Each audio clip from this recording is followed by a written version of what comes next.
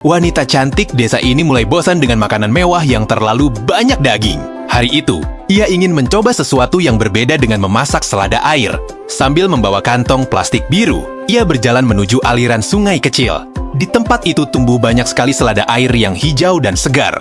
Sayuran liar ini memang sangat umum ditemukan di daerah pegunungan Nepal. Biasanya tumbuh di tempat lembab seperti pinggir sungai atau sawah. Daunnya berbentuk bulat dengan pinggiran sedikit bergelombang. Ia lalu memetik bagian pucuk muda yang paling segar dan lembut lalu memasukkannya ke dalam kantong.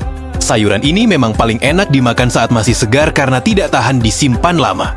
Jika dimakan mentah, rasanya renyah dan sedikit pedas segar. Namun setelah dimasak, rasa pedasnya akan berkurang dan berubah menjadi lembut serta sedikit manis. Mirip bayam tetapi terasa lebih segar.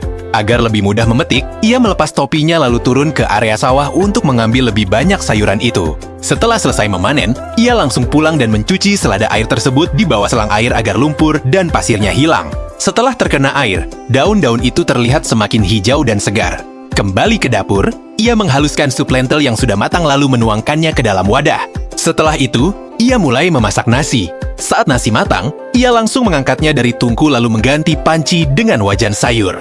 Ia menuangkan sedikit minyak goreng, kemudian mengupas beberapa siung bawang putih dan menumbuknya di atas batu.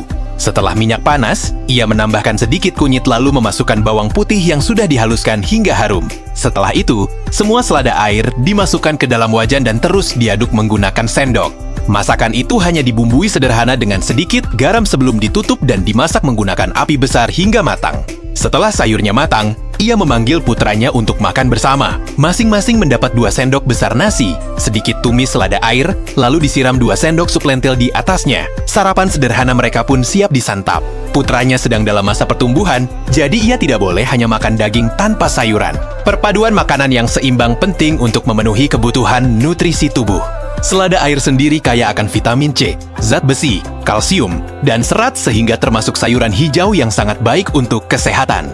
Ia sengaja memberikan porsi sayur lebih banyak kepada putranya agar anak itu tumbuh tinggi dan sehat. Adik perempuannya bahkan makan dengan sangat lahap hingga menambah 2 piring lagi. Itu menjadi bukti betapa enaknya masakan buatannya hari itu.